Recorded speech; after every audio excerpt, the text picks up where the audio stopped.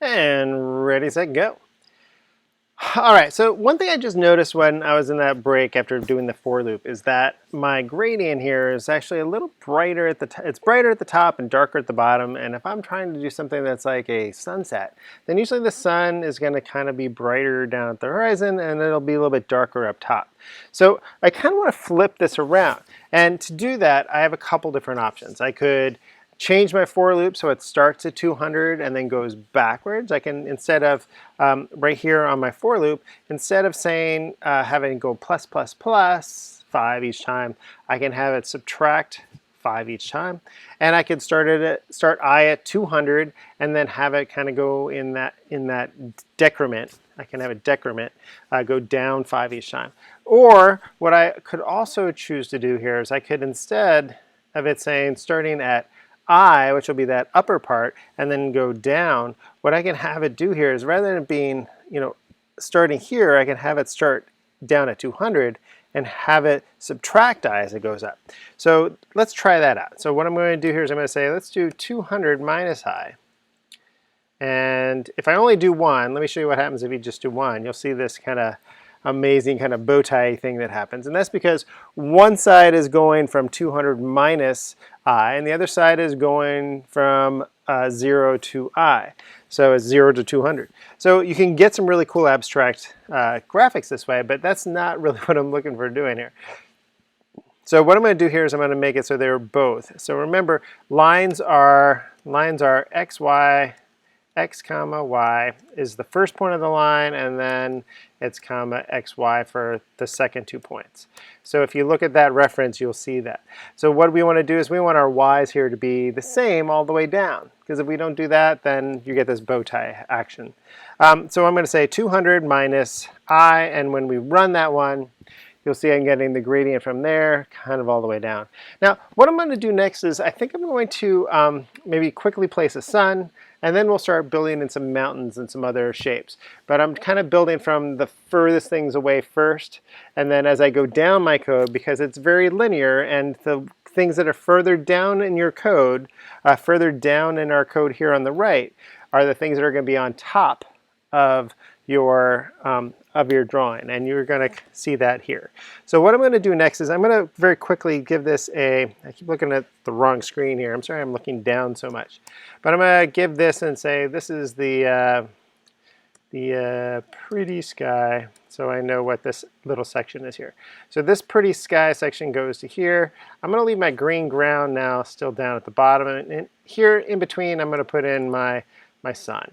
And still trying to follow this idea of doing a rule of thirds, I'm going to kind of choose a spot or a point kind of to start that off, somewhere around that. Now, what command do we use if we're going to do an ellipse? Oh, what command are we going to do if we're going to do a circle? An ellipse. So if I want to make a sun, I'm going to say ellipse, and then I'm going to give it a coordinate. Now, remember our coordinate system, and we're going to add in a little that little tool that we were talking about before. But what we're going to do is we're going to make it so it's over 100, and we're going to make it down maybe just 100. We'll start at 100, 100 in our space, and you'll see where it ends up. When you're drawing an ellipse, your first two values are the x and the y location, and then the next two are the size and the width. So in this case, I think I'm just going to make it be 30. Let's see how that looks for our sun. We make a quick circle, and you can see here it's getting filled in with that green fill. Probably not the kind of sun you want to see. I don't know if there's any significance or folklore about green suns. Probably not what I want to see. Let's quickly give it a fill. And if we're looking for a particular shade of yellow or things like that, we can easily just jump to our hex color picker that Google provides if you want to pick one specifically, or you can wing it and kind of play around with different colors here. Let's see if we can't pick one that fits into our scheme. And it seems to be going way slower than I want. You know what, that actually looks pretty good. And I was planning on doing something close to that 255. And then kind of step them down. So let me grab this. Usually you'll notice quite often when I do colors or if I do settings, I do them in powers of 2. 255 is a power of 2. and 128 and 64 and 32 and so on.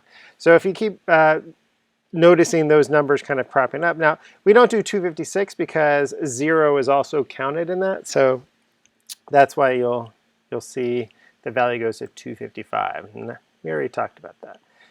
So here I'm going to say we'll do 250. And we'll just run this real quick and see how that color looks. Not a bad color. I don't think I need this. Really don't think I need it, right? I don't need the line around the sun. So let's get rid of that. And we'll say, for this, we'll say no stroke. So we want to take that line out altogether.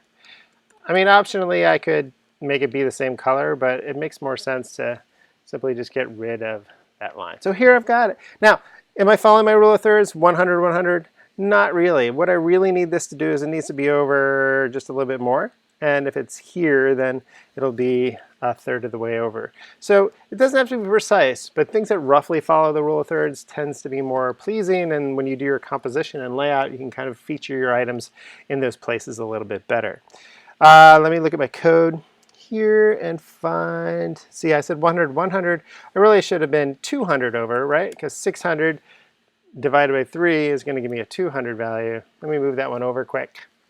And here's my sun. Now over there, pleasantly kind of still a little high in the sky, but we can play with some variables in a minute and make it even more fun. Kind of animate our presentation of this landscape.